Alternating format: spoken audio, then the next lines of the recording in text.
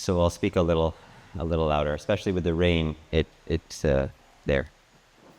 So I'm going to be leaning into an edge, and this edge, for me, is presenting something that I am on the verge of trying to understand and discover myself. And as I work on this, I realized I've been trying to understand this for the last 20 years. And that's actually immensely exciting to me, that there are things in this world that you can spend 20 years trying to understand and still you don't really know anything about it.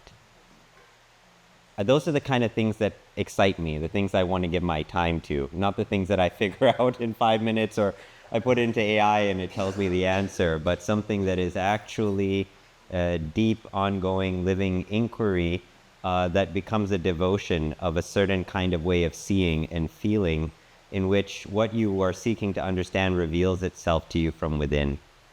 And in the process of being in this inquiry, I've also sought actively without from many mystical traditions, scientific traditions, indigenous traditions, in trying to understand what coherence is, what is harmony, what is unity, what is this felt quality of oneness, what is it that brings us from a state of restlessness or turbulence to a state of connectedness, to a state of presence.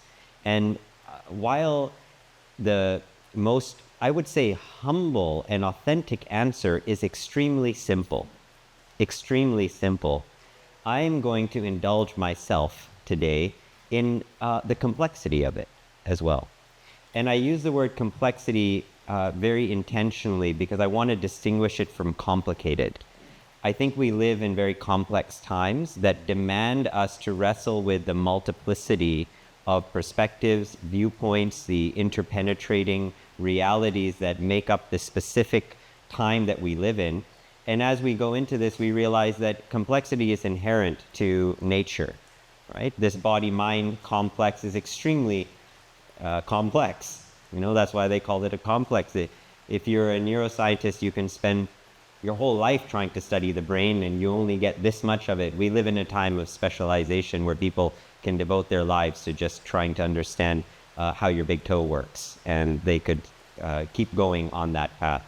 So for me, today I want to explore this subject of coherence. And before going into it, I'd like to begin with some shared worldview, which I think is a hallmark of the times that we live in now, and has been a progression of the last 20, 30 years, where science and spirit have begun a beautiful dance, a partnership, a friendship, where in the past they used to be seen as strange bedfellows. And through the work of many of the great physicists of our time, David Bohm, Niels Bohr, even to the pop scientists like Deepak Chopra, who has really expanded our sense of the unity of science and spirit. It's very exciting to be able to approach a worldview that is very consistent with my origins, which is India. In this Vedic worldview, we are all manifestations of one field of consciousness. We all exist in an ocean of consciousness, an ocean of energy that's filled with information, and we are temporary expression as waves within this ocean, and then we return back to the ocean. And this macro is also happening on the micro level, right? Our thoughts, our feelings, our emotions, our sensations, all these are temporary occurring in this vast field of consciousness. And when we embrace that as what is actually happening, some of the more simplistic explanations, they don't hold anymore. In order for us to embrace a complex, multi-dimensional worldview, we need to upgrade our understanding of how the world operates and how we find our place within it. And I think, and this is going to be part of the premise of the presentation, much of this is a product of the culture that we live in. The culture that we grow up in largely sets the context and frame for our experience of life. It basically says, this is what's possible. This is how the world works. This is who you are. And culture is sort of upstream of our identity, our values. our emotions. And those are the fundamental things that we use to make choice, to make decision. So the power of expanding our sense-making capacity is that what it does, it aligns us more deeply with a choice-making faculty that's much more true to our understanding of what life is and who we are. And so that's part of my hope in this presentation, that in the process, we're going to expand our sense-making ability of who am I? Who are we? What are we up against in the world? And then how do we proceed? And my hope is that through the context of this presentation, I'll leave you with some wonderings. And I also want to share that many of the things I present are my own wonderings, my musings over time of observation and participating in this fascinating study of culture and consciousness and science and technology. I find that I've arrived at these musings of what could be and what's possible, and I want you to join me in that musing and wonderment, so that by the end of the conversation, we are going to, well, the end of my talk, we're going to come into a conversation and deepen what all this means. Like, what is it about? How does it show up in our world? So I hope I build up enough anticipation of what I'm about to present with this preamble. I also want to say that I started coming into this talk a bit nervous, and that's been an edge for me. And I think it's very apropos to this material and to this lab that we're all a part of, not all, but many of you here, the Regenerative Stewardship Lab, because whatever we're trying to do in our experience is new to us. It's our edge. I hope that through this presentation, we'll have some kind of language that can support us in this great unknown that we're walking together. Okay, so talk is Islands of Coherence. So our intelligence is accelerating faster than our coherence. So what does this mean? Our tools are advancing, our societies, our systems are scaling, but our capacity to live together wisely is not keeping pace. We live in a time of great acceleration, but our wisdom is not matching it. One of my favorite quotes from the naturalist E.O. Wilson frames the problem that we have today, which is that humanity's problem is that we have Paleolithic emotions, medieval institutions, and godlike technology. So the acceleration of this technology, when it doesn't match our emotional and our cognitive capacity in our institutions, ends up creating incoherence, creates more and more disruption. And this is a hallmark of what we're experiencing today. And that's why so many of our crises don't feel solvable by more information, more technology, even just powerful leadership. While the powers that be, especially the technorati, they give us this idea that we are going to be able to figure it out with the next technological innovation. Somewhere deep inside of us, we're not adequately convinced. Actually, at the head of Google's DeepMind lab, which is their AI research lab, they have a saying, which is solve for intelligence and then use that intelligence to solve for everything else. We're in a time where the prevailing belief is that if we create some kind of artificial intelligence that's smart enough, no matter how stupid we are, it's going to figure it out. But I don't think that that is going to be sufficient for the fundamental human questions of life, the human problems that we face and that we're living. I don't believe that computers are going to be able to solve it for us, but they're going to help us, and they're part of our allies. And these failures are then not a failure of intelligence. They're a failure of maturation. of, of maturation, because if we have godlike technology, but we don't have the wisdom and the temperance of gods, then we self-terminate with that power.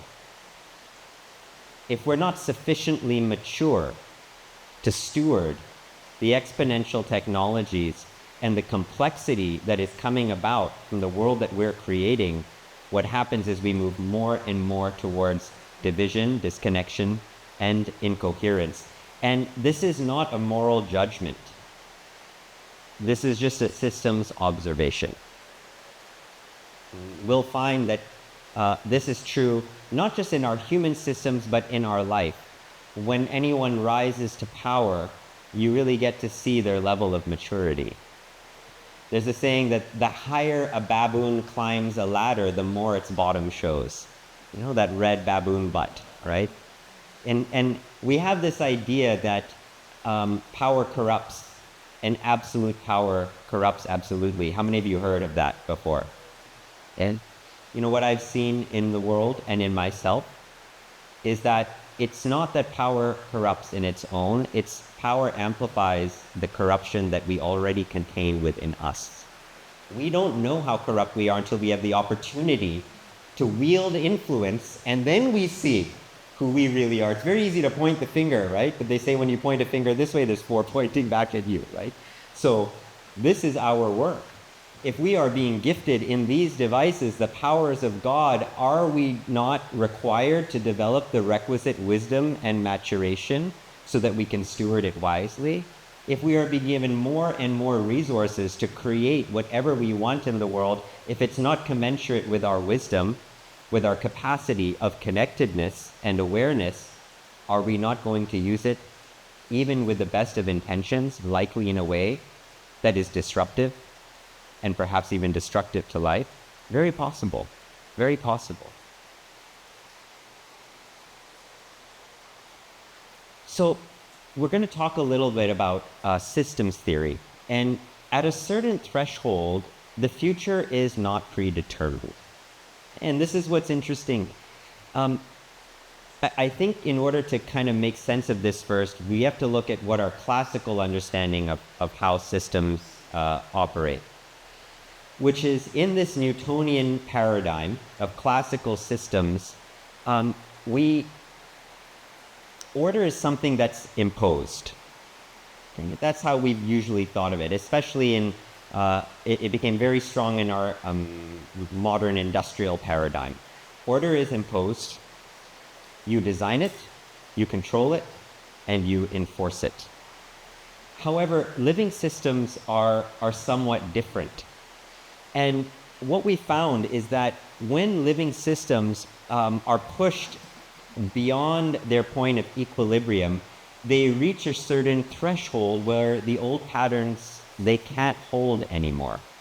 And when these old patterns can't hold, they reach what's called a bifurcation point. You can kind of see it at the right. There's many paths in which something would be able to flow. At this point, this is where what are called islands of coherence are able to come from. So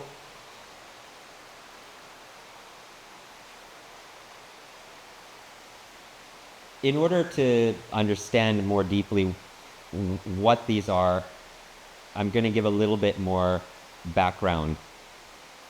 What does it mean to be pushed far from equilibrium? Basically, when energy or information or stress flow through at a high rate, it begins to push a system out of equilibrium. Now, when it's pushed out of equilibrium, one of the possibilities is that it collapses. How many people have felt that in their own lives, right? Yeah. Too much energy, too much information, too much stress, and one of the possibilities of a system is to collapse. There's another possibility that a system can actually self-organize into a new whole. And that's exciting. Why does that happen, and how does that happen? New patterns emerge that didn't exist before, and in physics and chemistry, when this happens, scientists call these dissipative structures. This is really interesting to me, and to give you a bit of the context behind it, there's a Nobel physicist, Ilya Prigogine. He was a chemist, a Nobel Prize winner. And his primary question at that time was, if we live in a universe that's constantly moving towards entropy or decay, have you heard that? The second law of thermodynamics, right? Everything in this closed system is moving towards entropy, towards decay. Then how is it that when you look around you, everything's not falling apart in nature? That there seems to be this propensity within living systems to actually turn turbulence and chaos into order. In fact, order is necessary. Imbalance is necessary for order to arise. That's actually what's required. I mean, every relationship I've been in, I feel like this is what my girlfriends are trying to tell me. Like, listen, we need the conflict. You need the for something new to emerge. Like, we got to go into it. And, we need the chaos, right? In order for some new potential in the relationship to emerge that couldn't have existed unless we went into the turbulence until it was pushed somewhat out of equilibrium. And you can see this in nature. For example, if you look at a whirlpool forms in turbulent water. If water is moving downhill, it's moving at a faster flow rate, and that faster flow rate ends up creating turbulence. Now, what happens if it just doesn't form a structure to channel that turbulence? The water just it's inefficient. It loses energy and it spreads all over the place. But nature creates a structure to take this disequilibrium and forms what's called a vortex in order for that water to flow more efficiently, to channel that energy more efficiently. This is one of the things I love most about observing and learning about Tai Chi. You look at the way that these ancient masters have explored how to work with the energy in the body in such a way that they can take an incoming force, channel it into the ground, and move an even greater force outwards. Right? We have this capacity to do this in our own bodies. Another example is a flame. You have this combustion of oxygen and carbon dioxide with heat. And what happens is that this heat begins to scatter. Okay? Now, in order for it not to lose its energy in an inefficient way, nature does something. What does it do? It produces a flame. Like, who designed a flame? Who designed a whirlpool? It's not like there was someone who said, okay, we're going to control this and turn it into a whirlpool right now. It literally formed this structure that's hot at the top and cooler in the center, and has various levels of gradient in order to turn this combustion of energy into a dissipative structure so that this emergent structure can use the energy more efficiently rather than dispersing and collapsing. It's fascinating that it's able to do that. Same with a termite mound. In these termite mounds, they're able to construct an environment that is able to create an internal temperature control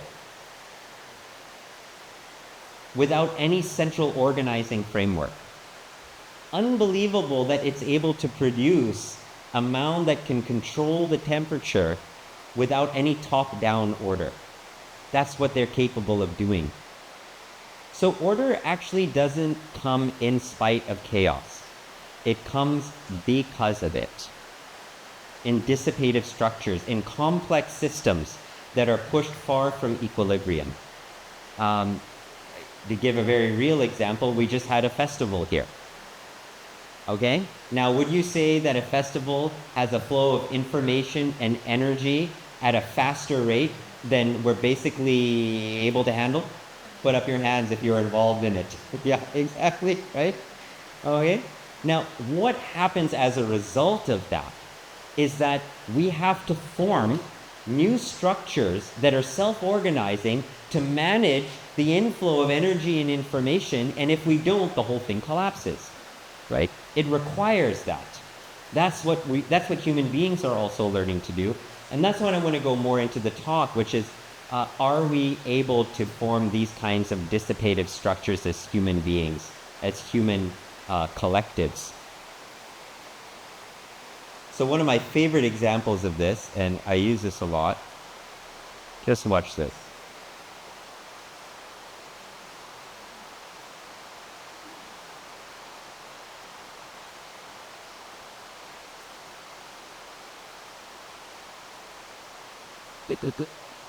I really like it. I have to do it again.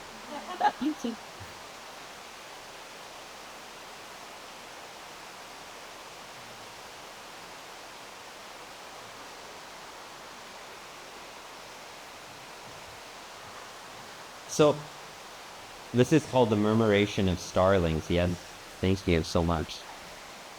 There's no leader. There's no blueprint. There's no control power. Each bird follows a few simple local rules, and a coherent pattern emerges.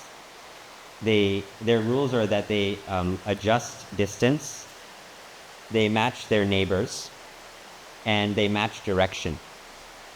So these three simple rules allow for this to take place. That's what they're doing.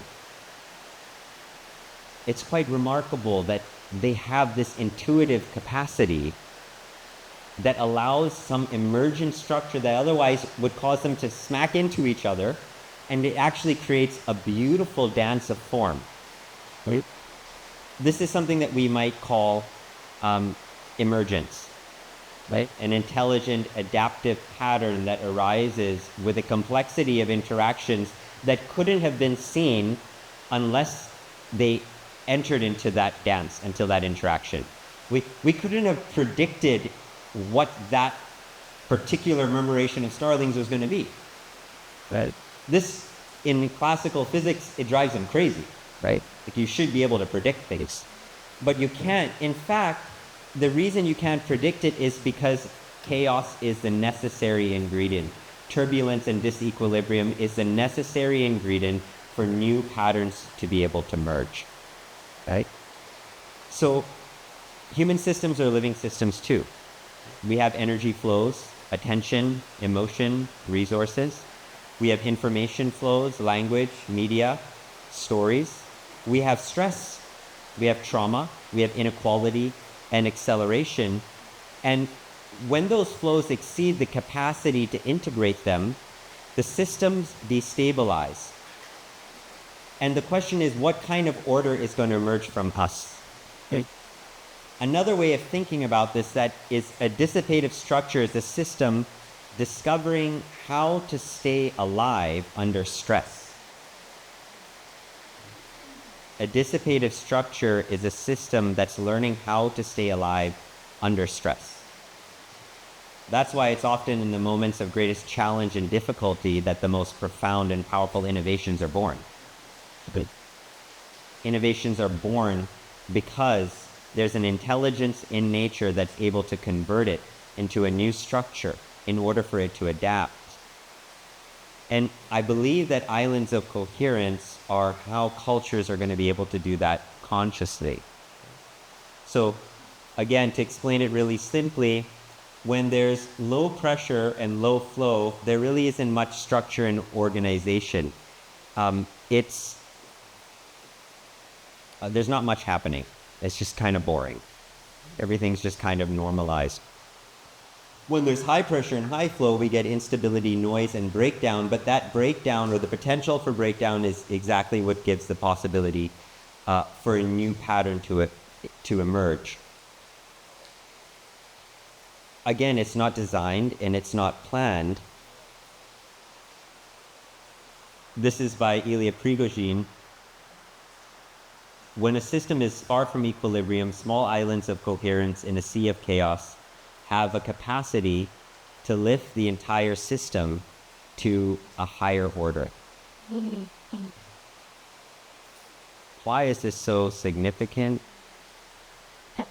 Because if you individually become an island of coherence, you are able to lift the system to a higher order. You know what it's like to walk into your home and be stressed out and disoriented and push off equilibrium, and the impact it has on your environment and field, versus if you're calm, you're connected, you're centered, and you're coherent. You can lift the entire system to a higher order. Now, most of human history, we've relied on powerful individuals to be able to paragon and lift them up to be the sources of coherence and order within our cultures, within our communities and our nations. Because this is actually a natural system response on one level. But the question is, what happens when groups of us come into coherence? What kind of impact is that going to have on the order and the system of the whole? Now, in a world in which consciousness is primary and we live in a field of energy and information, one of the most important things that we are going to do in this time of division, in a time that's pushed far from equilibrium, is to learn how to form coherent groups of individuals that are going to restore balance and lift the system to a higher order. As I shared earlier in the slide, what's fascinating is that in these moments of bifurcation, when a threshold is reached, small fluctuations make a big difference. Okay?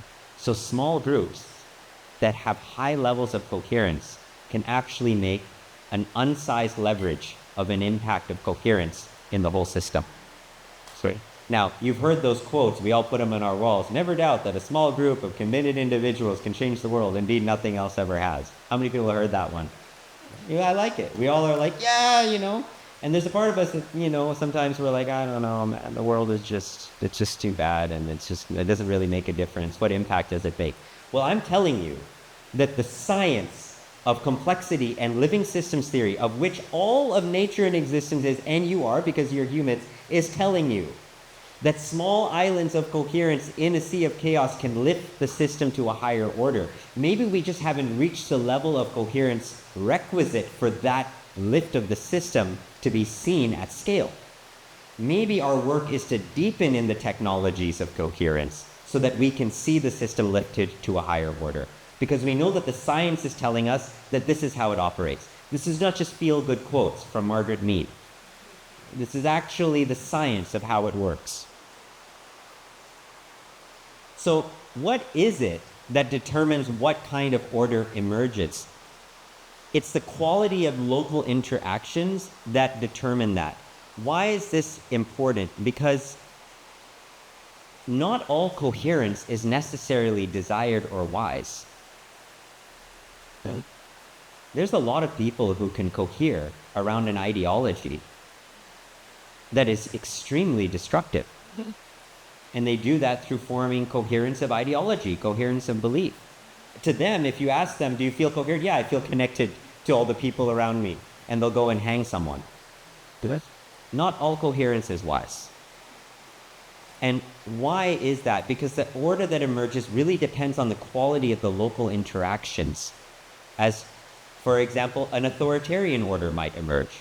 And this authoritarian order could be very brittle and controlling, but it creates a form of coherence that people feel that they can participate in. But that's not what we're interested in, right? We're not interested in another authoritarian order, although that seems to be the, what's it called? The soup of the day. That's our dish du jour. Soup du jour. Soup du jour. Our soup du jour right now, just look what happened with Venezuela, right? And I know many Venezuelans are celebrating, so I'm not saying it's right or wrong. What I'm trying to say is that the order of the day is demanding more and more of an authoritarian expression of coherence. And that is largely what is fueling the rise of many far-right movements in the world. Why is that? Because our systems are pushed far from equilibrium. The response that we're seeing in the world of rising authoritarian orders is a direct reflection of the scientific principle that when a system is produced far from equilibrium, another kind of order is going to emerge, and it's going to be coherent, but it may not be wise or what we want. But it will be there, because that's what living systems are trying to do. The system is trying to survive, and it's trying to adapt. Yeah. So let me give some positive examples, because what we're sharing isn't a new idea. Human beings coming together to form communities that are coherent, that are connected, is not we're not just the first people doing it here at Awake or Abundance Farm or any of these communities emerging around the world. In fact, it's one of the oldest things that we do and that we've done. And I think for many people that have been mostly undisturbed by civilization, this was just a natural thing that happened in life. But coming into civilization, we see some examples of this. So one of them is the Benedictine monasteries. So after the fall of the Roman Empire, Europe didn't hold together through centralized power anymore. The imperial structure had collapsed. Roads, trade, education, laws, shared meaning, almost simultaneously. And it was held together through these small Benedictine monasteries, places with rhythm and discipline and memory. Saint Benedict, who's now a saint, but at that time he was just a monk, he put out a book giving the rules and regulations of how monks would hold their life in the monastery. And in essence, it boiled down to one thing, which was pray and work. Pray and work. Turn your work into service, into prayer. Don't retreat from the world. Treat your work as part of your service and prayer. And these monks began to do this in their monasteries, initially for themselves, but then it started to extend beyond their boundaries. They started to educate. The first schools happened in the Benedictine monasteries, right? Because the monks began to teach the kids. The earliest hospitals emerged from the Benedictine monasteries. As the monks performed their science and medicine, they began to treat people. And then later, out of these laboratories of monasteries, official schools and hospitals came out of that. But much of what we experience in the Western world today is largely due to the innovations that arose in these Benedictine monasteries in these times of collapse. And so they didn't try to save the empire. They kept the culture coherent enough to survive collapse. The next one is the early Buddhist Sangha. Yeah. So at this time, what they created was quite fantastic. They created these portable communities of ethical practice and inner regulation and shared discipline. What was happening in India at the time was widespread political violence. There was caste hierarchy. The Vedic culture that had held the fabric of society together began to disintegrate, and the structures no longer matched the lived reality. And what happened in these monasteries is that they didn't change the rules of society. They changed the operating system through these communities that offered inner regulation with communal practices. Through the Buddha's teaching, he inspired people with his coherence to come into a new form of practice in small communities. And as people visited these communities or these sanghas, they came into contact with these technologies of coherence, of meditation, of breathing, of dharma, of serving others, of compassion. And this transformed them. And as a result, they brought this into their villages. And society as an operating system began to transform because they found a coherent structure and way of life that was able to change the pattern of the whole. Right? This was called the turning of the wheel of Dharma. This is what the Buddha largely brought into the world. And the thing is that they offered coherence without any coercion. Nobody was coerced. Nobody was forced conversion. Buddhists never do anything like that. They invite you in to say, let me share with you what I know. This was always the Buddha's way. Monks would go, they would beg, and then in exchange for the offering, they would share their coherence. This was why the Buddha asked the monks to go beg. He said, you have to go beg, otherwise, what is the values, what are the gifts of your practice? If all this coherence that you're generating doesn't go out and benefit society, what is it good is it for to stay in the monasteries? My info of that.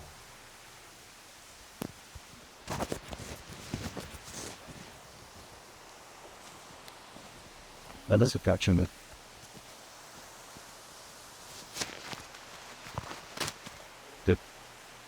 But, but, but. So they offered inner regulation and communal practice in a time and in a moment where ideology and force were the dominant responses. This is the David and Goliath story. And it's always been a David and Goliath story. It's still a David and Goliath story.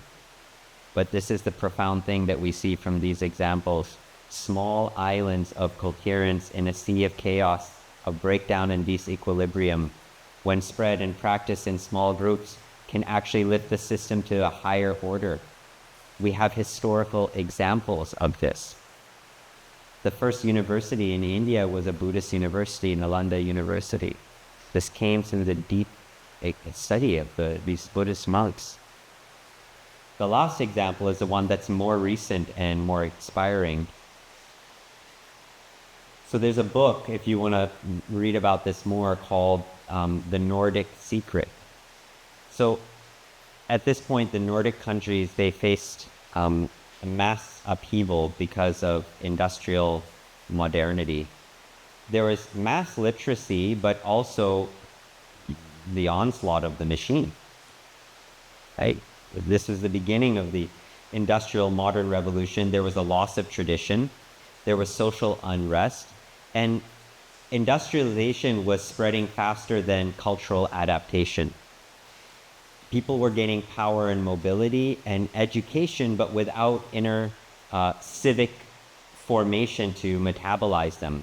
So the response, and when I say Nordic countries, I'm talking about Denmark, Norway, Finland, Sweden. Okay? These are the countries that we look at today as the bastions of progressiveness, with some of the highest GDPs per capita in the world. At this point in time, they were potato farmers. Very poor countries. This wasn't that long ago. A movement that, it's a German word called, correct me if I say it wrong, but Bildung, right? Is that right? I got it right? So Bildung, the idea of this was that they invested in adult formation through the mass propagation of these small folk schools. And much of what they were encouraging was not to produce just workers and believers, but citizens capable of dialogue, responsible decision-making, civic participation. They trained them in the skills and technologies to prepare them to responsibly work together in cooperation to build their societies. That's why you see the Nordic countries as they are today. It's not random. This was a massive propagation of a folk school movement that happened, and everybody took it up, and the schools were done for free. And they said, we have to educate this generation with the capacity to build a nation with mature, reflective, civic sense in order for us to have a progressive country. And that's exactly what they did. And again, you see here these small, coherent cultural environments quietly shifted the direction of a potential bifurcation, a civilizational bifurcation, and it up-leveled the entire system to a higher order, to where you see these countries exist today. Even Donald Trump is saying, why don't people from Denmark and Finland and Norway want to come to the US? Why are all these other people coming? But they don't want to come to the United States. They want to stay where they are, right? Because they don't want to go into the systems of disequilibrium. And the thing is that these weren't utopias. It's so important, because otherwise we hear these things and we think, oh, well, we need to make a utopia where everybody's loving each other and happy and, everybody is, enlightened. That's not what it is. They were just coherent. And they were coherent around shared values that encouraged open-mindedness, collaboration, civic participation. And as a result of that, they were able to respond to the challenges in ways that produced emergent orders that were serving the good of the whole, the good of the people. This has been done many, many times before. And I believe this is the same situation we're in now. So they didn't try to save the empire. That wasn't their goal. they kept culture coherent enough to survive collapse. Collapse is the curriculum. That's our curriculum today. So we have passed every marker of planetary threshold today, in the air, in the oceans, on the land. The next epidemic, according to the WHO, which I know nobody really cares about, but anyways, is mental health. Rates of depression, suicide are higher than ever before. We're overloaded with information.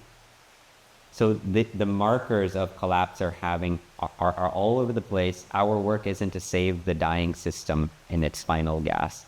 It's to become coherent enough as a culture so that we can lift the systems around us into a higher order. And as those systems degrade and collapse, we create the coherent cultural templates that are going to provide the laboratories of the future education, the future mental health, the future healthcare, the future building practices. That's all the things that we're doing. By holding these coherent cultural containers, we become the seeds of the new earth. That's the possibility. So for human systems, bifurcation point, culture is the decisive layer, because culture is what trains the human nervous system. It shapes how we respond to conflict and determines whether power is weaponized or metabolized. This is very significant because the thing is that human beings are culture-making machines. It's what we do. It's what we do. We get together, we create art, and we sing songs, and we dance together, and we breathe together, and we listen to the voices of nature together, and we touch each other, and we look at each other, and we tell stories. And we've been doing this for thousands and thousands and hundreds of thousands of years. We know how to do culture.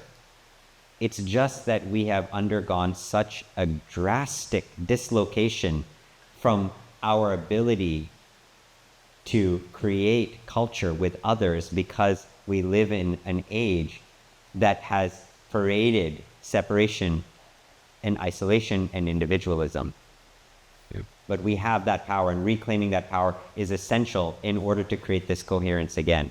And I don't mean the coherence of mass pop culture like Akon or Taylor Swift or, I don't know, there's other names out there. The Spice Girls, Hollywood. Because these are the things that when we're young, think about it, when we're not mature, what are the things that bind us culturally? It's what's popular, right? Those are the things that make us coherent. Like, what group are you in? Do you like the same music? Do you like the same clothes? Is this actress popular or not? Right? We form coherence culturally around popular idols. This is what teenagers do. As I said in the very beginning, this is a crisis, not of intelligence, but of maturation. So our work is to mature sufficiently so we don't idolize the culture that keeps us in pathological adolescence. That is what our culture rewards. In this modern capitalist culture is really speaking to the pathology of adolescence.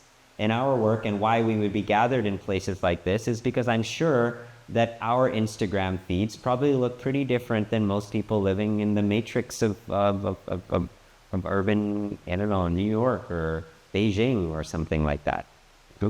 I would wager it. I mean, some of you might surprise me. I don't know. We all have weird stuff that we look up on Instagram. People are like, that's what's on your feed? But, we're allowed to be weird like that. I think as a whole. So there's 3 essential functions here. And now this is where it's getting into some of the untested territory. Okay? So these are just ideas. Okay? And ideas born of observation. Because I think it's helpful and powerful to put language to these things, to put labels to these. So one of the functions is to heal the human substrate. That means regulating the nervous system, restoring trust and meaning, deepening our capacity to be in relationship. Very, very important. Without this, no coherence survives contact with stress. If we don't heal the human substrate, and that's why many of these centers that are emerging, people first come there to regulate their nervous systems, to rebalance their emotions, to rebalance their mind by just healthy food and interactions, by breathing, meditating, connecting to other people. Like, this is the first thing, because without that, there is no coherence. Okay. The second one is these cultures, these islands of coherence, they hold coherence in form, meaning they create roles and rituals and governance and ways of working with conflict, not by avoiding it, but by metabolizing it. Holding it in form means that when otherwise the conflicts that would otherwise push the system so far off equilibrium that it would collapse is supported and held by forms that allow the emergence of the lessons and the truth and the repair to arise, because the culture is holding the form. And without this, coherence becomes charismatic. It becomes the charismatic leader that holds the form together, and eventually it collapses. The cultural container itself needs to hold it. And the last one is that they embed coherence in the matter, and this is the land, the food systems, the built environment, and the daily life. And without this, the coherence eventually just remains abstract.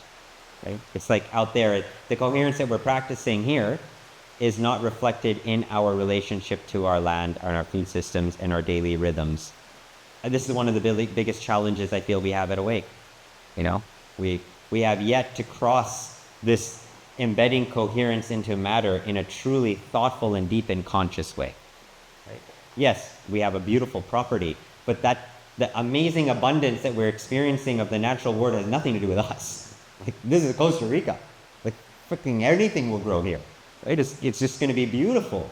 But in terms of our lived daily connection and expression to the land, we have so much more. And imagine what it would be like for all of us who live here if we knew that our built environment was connected with coherence with our culture and our intent in the way that we were participating with it. Right? This would be the next edge for us. You know, we've worked more on this healing human substrate. Now we're trying to figure out how to hold the coherence in form. This is one of the great challenges that we face here, and many communities do. And these are not programs, they're functions. These are functions that need to exist in these islands of coherence. And within the context of the Gift Academy, they map exactly to what our diploma tracks are set out to be, which is cultural therapy, social architecture, and ecology and environmental design. Right? Healing the culture, architecting the society or our social forms to cultivate pro-social behaviors towards common and shared goals, and then engaging and working and designing the built environment in a way that is regenerative. So how do we do this? What does this look like on the inner level? I like to call them technologies of coherence. And technology of coherence, they're not values. You know, when a group comes together in an intentional project or intentional community, the first thing is your values mapping exercise, and everybody writes down their values and they put it up on the wall, and it sounds good and it feels good. And we're like, okay, we did it. We all share values. Okay, now let's go into it. And you go into the actual thing, and the values are not embodied. They're not lived and expressed. Most of the time, our values are living abstract from our actions. Because we need technologies of coherence to embed those values in virtuous expression or virtuous action, right? So really, ultimately, they're practices. So these are not decorations layered on top of culture. They're ways that the culture shapes human nervous systems, group behavior, and shared meaning. Now, why is this so important? Because if we don't have these technologies of coherence present, we again rely on a single individual, usually charismatic, to be the source of order and coherence within the community, rather than the cultural field being set in place and the practices with enough diversity that it ensures that the coherence is maintained in the culture, because these are our practices. This would be the ideal of the possibility that we could be able to access. So what are some of these technologies? Technologies of regulation, synchronization, technologies that metabolize, hold, and train. Okay? I'm going to go into each one in a little bit more depth and detail. So technologies that regulate the nervous system: breath, meditation, prayer, stillness. Okay, so they're reducing the noise in the system so that signals can emerge. This is super important because in living systems, what is it that we're responding to? We're responding to the input of signals. So when everybody's stressed out and disconnected and fractured, they're not hearing the signals of the other people in the community saying like, hey, I'm not doing well, or this problem is happening over here, over there. We're like, I can't hear the signal because there's so much noise in my system. So the first thing is a technology of regulation. So we can hear the signals of where incoherence is arising and where new forms need to emerge. The next one are technology that synchronize groups together. Songs, dance, shared meals. They bring body and attention into shared timing. In the physics of it, it's called phase alignment, right? Why is dance church so important here at Awake? Every single Sunday, people sing and they dance and we eat together, and it brings the community into phase alignment. Even if I've had a crappy week, I know that I gotta just show up at dance church. The whole culture lifts me back up and I feel connected and coherent again, and I come back into the cycle. It resets us week after week. It's very important to have these technologies that synchronize us. I loved how Drew called in at the end of New Year's that may this be a year of community song circles. It's something that's very powerful in this community, and I see in this growing culture, is us singing together. It's a powerful shared practice that brings us into shared rhythm and synchronizes us. Another one are technologies that metabolize meaning and identity. Story, myth, art, poetry. I'm preference to this. As Rumi said, let the beauty you love be what you do. There are hundreds of ways to kneel and kiss the ground. There's so many ways that we are able to create meaning in our world, in our life. And we usually find it through these simple practices of story. Human beings are storytelling creatures. Stories are how we make sense of ourselves and make sense of the world around us. We are poetic beings. We are feeling creatures. And one of my favorite lines from Parangi in the Years was, feeling the starlight on your skin. We can come up with lines like that. We can feel the starlight on our skin. This is the power of our imagination.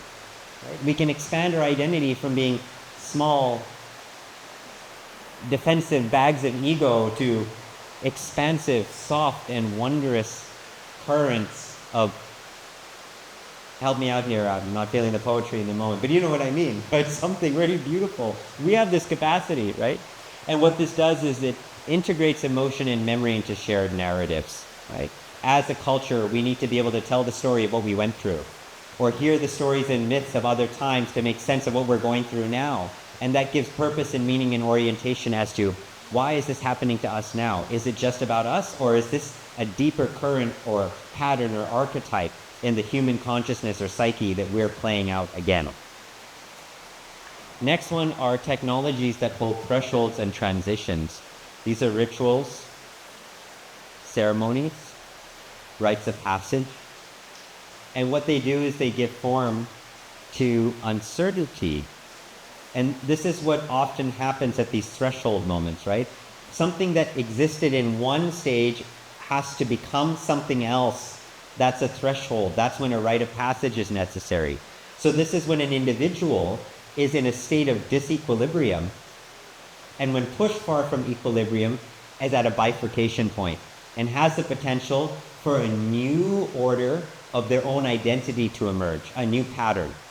And rites of passage and these ceremonies support them to go through that transition so that the transformation doesn't become traumatic. It actually becomes the source of their new becoming. They transform that energy.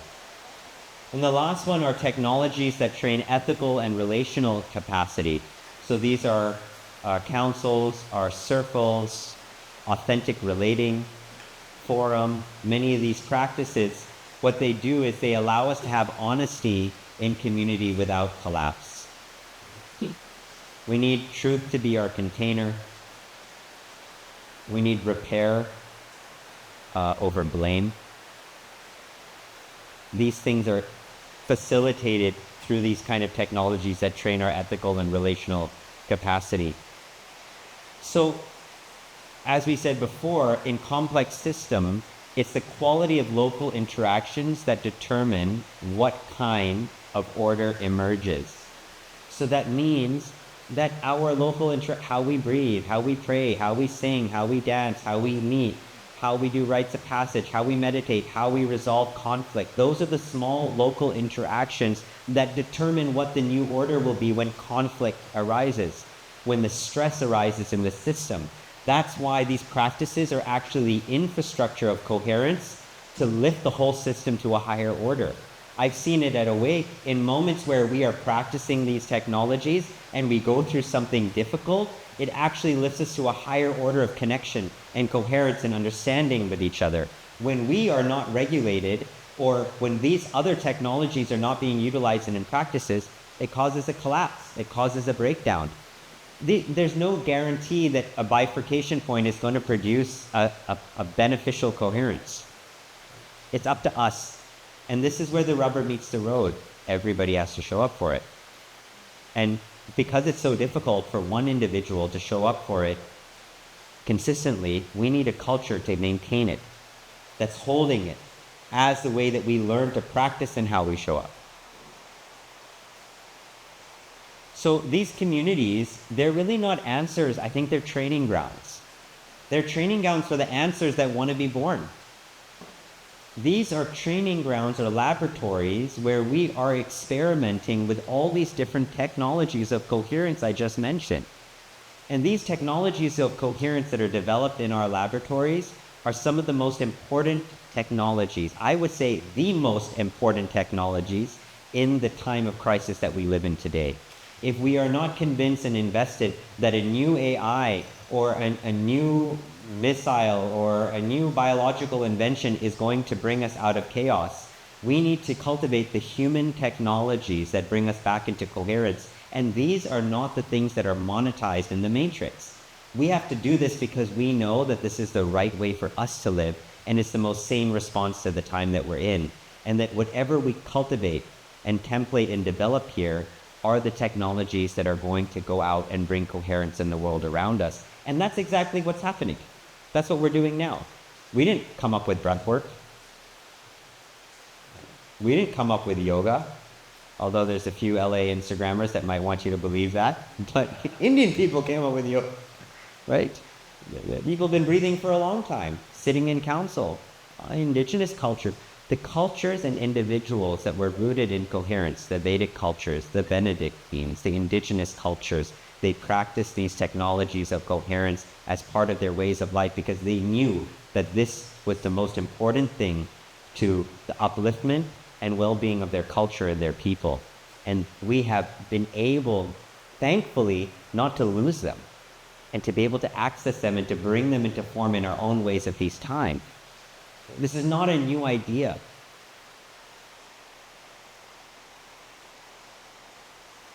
So we don't get to choose the bifurcation point.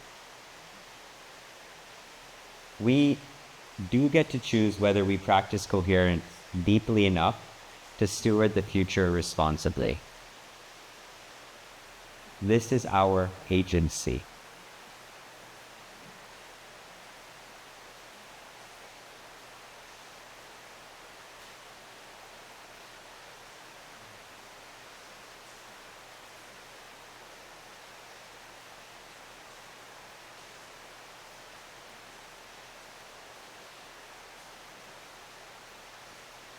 That's my talk.